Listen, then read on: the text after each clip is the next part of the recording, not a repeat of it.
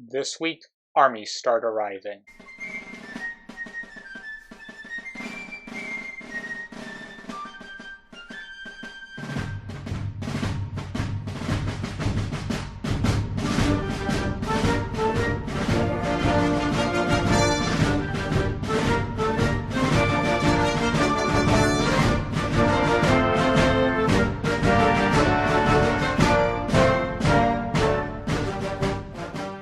On the 28th, Senator Trumbull of Illinois again tries to get his bill confiscating rebel property up for debate. It is denied. Instead, the Senate focuses on a minor bill requesting more cooperation with the Treasury Department, because of course the Senate wants more influence in the president's affairs. On the 3rd, we turn to the great state of Missouri, where Brigadier General John Pope has marched to the town of New Madrid in southeast Missouri with 10,000 men. This march surprises the Confederate forces under Brigadier General McCown, as Pope marched during the winter. This shouldn't happen. It takes them by surprise, but unfortunately Pope can't take advantage of the surprise because he doesn't have siege guns. But upon arrival, he immediately requests them, but those could take weeks. Also on the 3rd, Major General Unconditional Surrender Grant is fired. Major General Henry Halleck fires him for neglect of duty, inefficiency, and drunkenness. Halleck is angry that a lot of the credit for the victories at Fort Henry and Fort Donelson fell on Grant.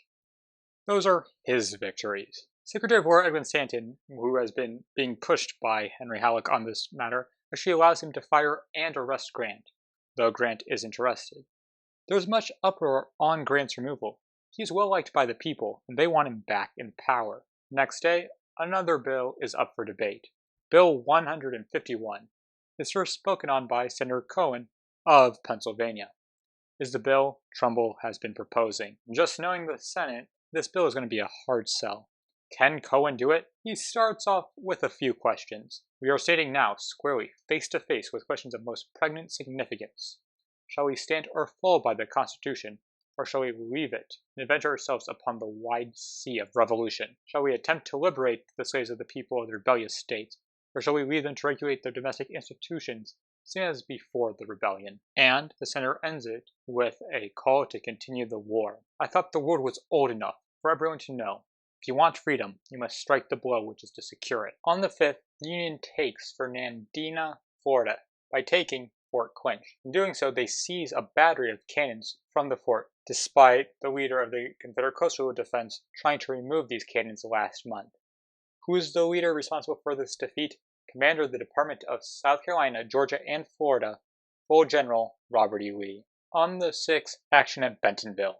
The Union Army of the Southwest, under Brigadier General Samuel Curtis, has been pursuing the Missouri State Guard under Major General Sterling Price. Curtis has been pursuing Price for so long that they are actually now in Arkansas, and unfortunately for Curtis, near other Confederate forces. Though, soon Curtis learns of the nearby Confederate reinforcements, and calls all of his forces into one spot to consolidate their strength. This means Brigadier General Franz Sigel needs to withdraw from Bentonville, Arkansas. The Confederates quickly try to rush in and envelop Sigel, but Sigel is saved by another commander who had set up patrols that alert Sigel before he falls into the Confederate trap. The company of the 36th Illinois is captured, but are rescued by Sigel's force retreating northward, and Sigel successfully withdraws before the Confederate trap encircles him.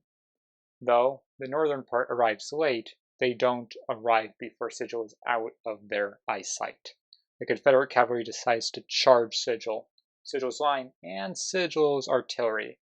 The cannons open up, carving giant holes into the Confederate charge, which is then thrown into disarray by a Union volley. This allows Sigel to withdraw to a point just south of Sugar Ray Creek and entrench with the rest of the Union forces. Also on the 6th, a report by Brigadier General Don Carlos Buell, Headquarters, Department of Ohio, Nashville, March 6, 1862.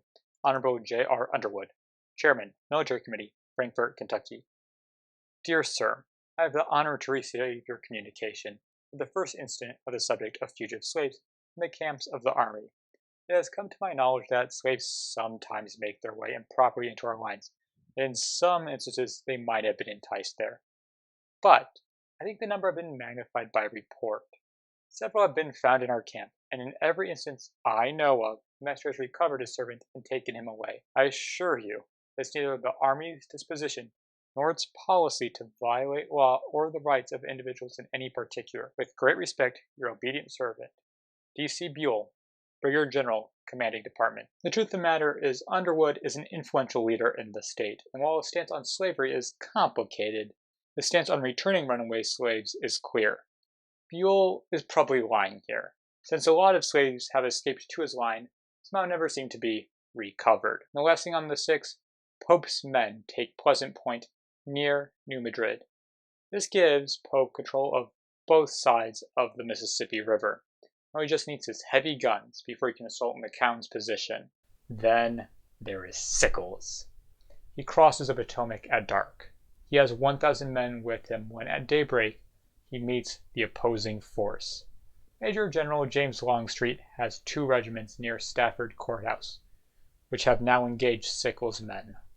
Sickles learns of the opposing force by 2 scouts, but continues to order a continuous advance. A dense cloud of smoke was seen, as it was soon learned that the enemy retreating through the town had set fire to some buildings which contained their stores. Sickles knows he can't press this obviously decisive victory. He has to withdraw back to his starting camp. The Union suffers 1 man wounded, Private Alexander Christ. This was the first time that I or any of my men had been under fire. I was surprised I had taken it so coolly. Mind you, I do not say this boastingly, but simply as a man reviewing his sensations under certain conditions.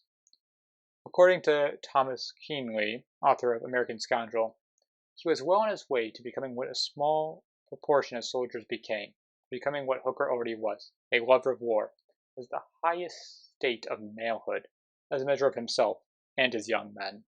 I would like to take the end of this week to remind you of the state of war. In the far west, the results of the Battle of Val Verde continue to unfold. In Arkansas, the fate of Missouri is ready to be decided. In southern Missouri, the Mississippi is up for grabs. In Tennessee, Grant consolidates control before he is fired. In Kentucky, Buell is playing politics. In Florida, Union seizes heavy guns. And on the Potomac, Sickles advances. It seems right now the Union is so close to being unstoppable. Hello, it's the entire Civil War week by week team here. That is a weird motto to have. And I want a new outro. So, if you liked the video, please like it. If you want to see more, you should be seeing suggested videos right about now. And if you want to know what happens next week, please subscribe.